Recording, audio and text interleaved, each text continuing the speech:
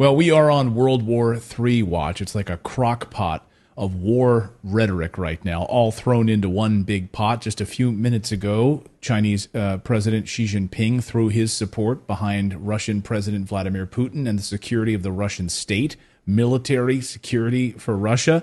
A congressional report out this morning warning that a war with Russia and China is on the horizon and the U.S. should be prepared. Of course, we covered last night U.S. Foreign Affairs Committee, Committee Chairman Mike McCaul authorizing President Biden to use force in a war against Iran. The Biden regime has also discussed using military force if Lebanon-based Hezbollah attacks Israel with rockets. All of these things unfolding in a World War III watch right now. We figured we'd bring in former UN weapons inspector, former U.S. Marine Scott Ritter, whose analysis on geopolitics and everything going on with these strategic war rhetoric right now is so important. Scott, welcome to the show. Thank you very much for having me. So I guess maybe we start with just a few minutes ago, Xi Jinping throwing security support behind Russia. And what does this mean with this new congressional report warning that Russia and China, a war with both of those countries simultaneously, is on the horizon? Well, first of all, let's talk about what Xi Jinping has done. China and Russia, of course, have a relationship that's superior to any treaty relationship. It's a relationship without any boundaries. This is what they've been saying. But there's been some boundaries. I mean, China has been a little bit reticent about Russia's military incursion into Ukraine. It violates China's Westphalian principles of sovereignty and things of that nature. But I think China has been compelled to reassess its posture, not by Russia's actions, but by the collective West's actions, that China now recognizes that this struggle between Russia and Ukraine isn't about Russia against Ukraine. It's about Russia against the collective West, against NATO, against the United States. And then China has to evaluate the rhetoric and the actions that have been coming out of the United States, its European allies, its Asian allies, in regard to China, the strangulation of China that they're trying to do economically and geopolitically. And China, I think, has realized that the best way to protect China is to align China militarily, from a security standpoint, with the other nation that is lined up against the same enemy set that China's facing, and that's Russia. And this is a huge deal because it's not that China's military is going to be coming over the borders. I mean, I think you'll see some Chinese assistance from a material standpoint. You'll see some of this. You'll see closer cooperation between Russia and China. It won't be a one-way street. Russia has some technology it can offer China that will be devastating to America if China ever incorporates it. But more importantly, it's about the fact that Russia is no longer alone. That China now has says we support what you're doing. We're on your side. We're on Team Putin when it comes to Ukraine, when it comes to the world, the global position. This is bad news for those in the United States who are trying to resurrect Cold War fantasies of being able to wage and win two wars simultaneously. You know, back when I was in the Marine Corps, we actually had a posture of fighting 2.5 wars. The way the United States was configured militarily, we could fight a war in Europe using NATO and defeat the Soviet Union. At the same time, we could fight a major war in the Pacific, probably North Korea, and defeat the North Korean Chinese threat, and still have sufficient force to engage in a smaller war, say in the Middle East, where we would fight a holding action until we won one of the two major wars and diverted the resources in to win the half war. And we had the forces to do that. We trained to do it. We were ready to do it. And thank God we never had to do it, but I think we could have done it. Today, we went from 2.5 to 2 wars. Today, we're down to literally one war, and we can't even do one war. Let's be honest. If we went to war right now in Europe against Russia, we don't have sufficient military force to prevail. We can fight a war. We can't win a war. If we went to war against China, We could fight a war, but we can't win it. And that's even if we bring the totality of our conventional strength into play. And now we're talking about doing it against both Russia and China. The costs that are going to be associated with this are phenomenal. First of all, it's going to require a massive expansion of our conventional military power. The United States Army just had a shortfall in recruiting. They are literally tens of thousands of personnel short of what their authorized manning strength is, which means instead of expanding the U.S. Army, they have to shrink it. They don't have enough men or women to fill the ranks. And so certain units, certain capabilities are being taken down to zero because you don't have manpower to do this. And now Congress is talking about beefing with what? Are you going to go to a draft? Have you run that by the American people? Is it really smart for the United States to talk about fighting a two war? Do we know what that means? It means that America has to leave our continental fortress, go across the oceans to fight a war over there in their backyard. In their backyard. That means we're taking Russia on, in a confrontation in Europe where Russia's logistics are literally right there next to them. They're supplying themselves from interior lines of communication. We will have to extend ourselves. We don't have sufficient logistical buildup in Europe anymore. It would cost billions to do that. That means we have to sustain from the United States with lengthy supply lines. It's literally suicidal. So this is insane. Biden's talking about potential conflict with Iran. We can't fight Iran. We don't have the forces to do that. We fought the Gulf War in 1991 by having friendly ports and airfields that we could bring our ships into and offload in an uncontested fashion and land and offload troops. How are we going to do that in a war with Iran? They're going to blow up every port, blow up every airfield. It means now we have to do a forcible entry into an Iranian port, Chabahar, Bandar Abbas. We don't have the force structure to do that. Iran has missiles that'll sink our ships before we get there. They're parking 2 aircraft carrier battle groups off the coast of Lebanon with a 2,000 man amphibious ready group to fight Hezbollah. Hezbollah is 100,000 men, highly trained, dug in to the hills of southern Lebanon who've been preparing for this fight. We have gone insane. Let me just make it very clear. America can't fight and win a war anywhere in the world right now against any power that has any military capability. We're that weak. We are literally that weak. We can't even stop people coming across our own southern border to the tune of 10 to 15,000 people per day. So we can really extend ourselves going all the way to China or Iran and turning, of course, former allies, I suppose, in Saudi Arabia against us as well. The Biden administration getting the cold shoulder from Saudi Arabia. But the Biden administration seems keen on raising another $100 billion for the war in Ukraine and to funnel money into Israel. Over the past 24 hours, Zelensky on the Ukrainian side has said, see, all of these long-range weapons you've sent us have worked. We now took down 8 Russian helicopters, so keep sending us money. And the Biden administration seems keen on doing that.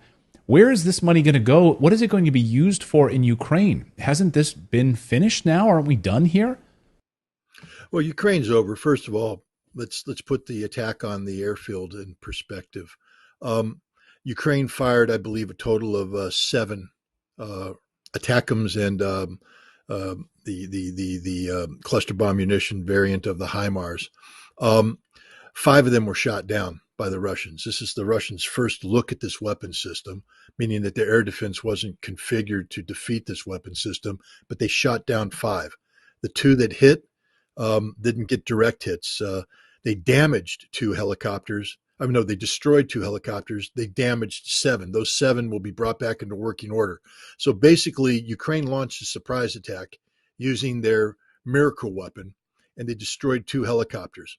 Russia now has the radar tracked, has all the technical data they need on this, the guidance system. Ukraine will never get a chance like it had. This was supposed to be a massive blow, a surprise attack that would annihilate a Russian airfield.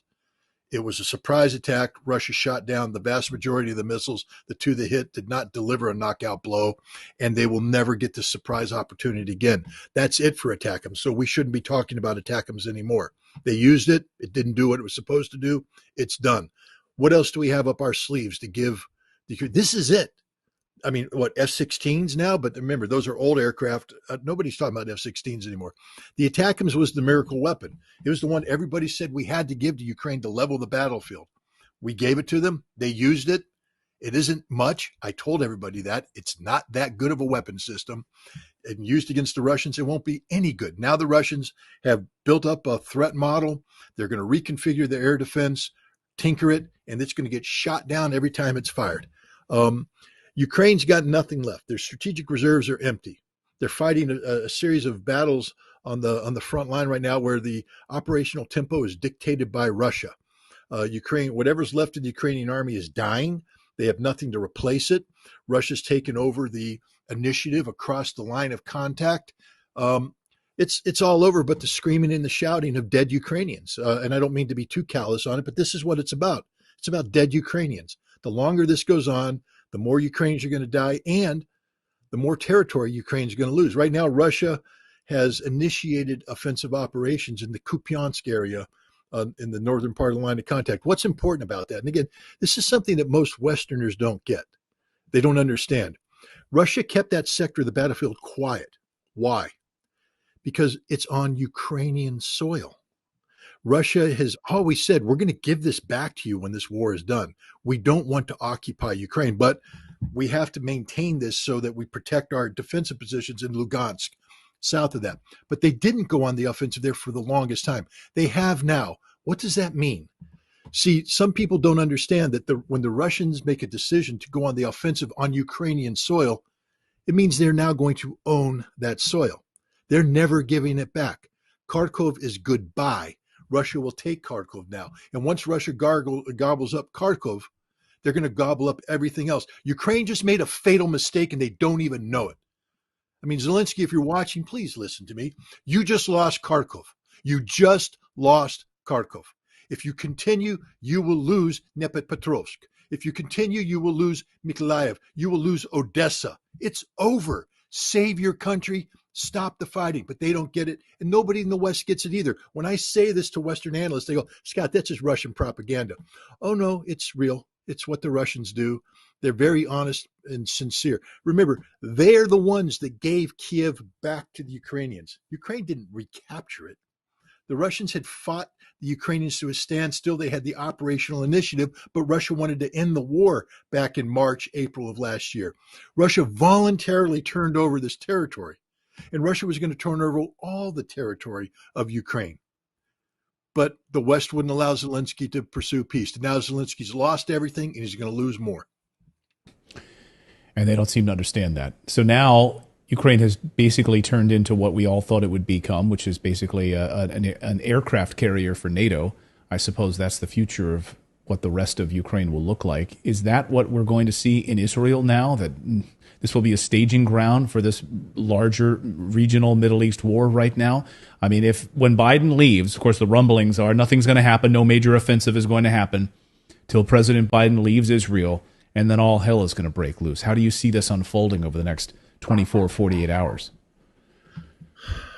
Look, the Israelis right now are scared to death. Scared to death. They mobilized 360,000 reservists. Let's just put this in perspective. The vast majority of these people did their 2.5 years military service. The Israeli army is not very good. They have some units that are very capable, some of their special forces units, some of their specialized units. They have some technical units that are very good, but the mainstay, the infantry units, the armor units, they're not very good. And they have become even less good by being pulled back from conventional combat duties to policing duties in the West Bank. So most of these reservists spent their time walking the streets in the West Bank, learning how to break the arms of 10-year-old children, how to rough up 15-year-old girls, and how to belly shoot 60-year-old men. That's what they did. Brutal occupation. It was horribly demoralizing for many of these people. They didn't like doing this. And when they left the military, they didn't have a high regard for the military. So now they're back. But this time they're being called upon to do something that nobody in Israel wants to do. go into Gaza. Why? Because in 2014, they went into Gaza and Hamas handed it to them. In 2006, they went up against Hezbollah and Hezbollah handed it to them. The Israeli army just isn't that good, and they're scared to death because Hamas is waiting for them. This is one giant ambush, and the Israeli intelligence is blind. They don't know where they are. They're going to have to go in there and probe, and as they probe, they're going to be blown up, ambushed, slaughtered, and they know this. The other thing that scares them is once they go into Gaza, they're going to be committed to that battle with the bulk of their reserves. And if at that time Hezbollah decides to open up a northern front, Israel's got nothing left. And even if they had something left, they can't beat Hezbollah.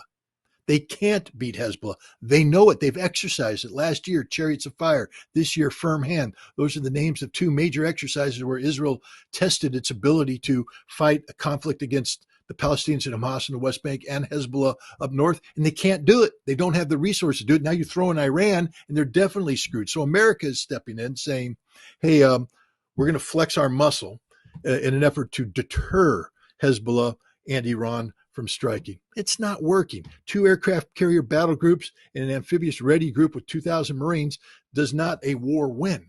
And we don't have anything behind that. We got nothing.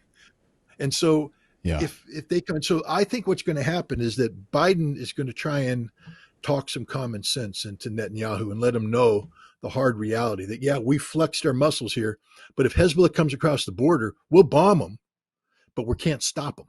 It's up to you. And if you can't stop them, you're screwed.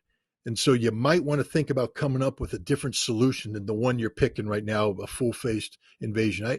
There's a lot of things go behind the scenes. The Israelis aren't as good as everybody thinks they are. They're very scared. Netanyahu's very weak.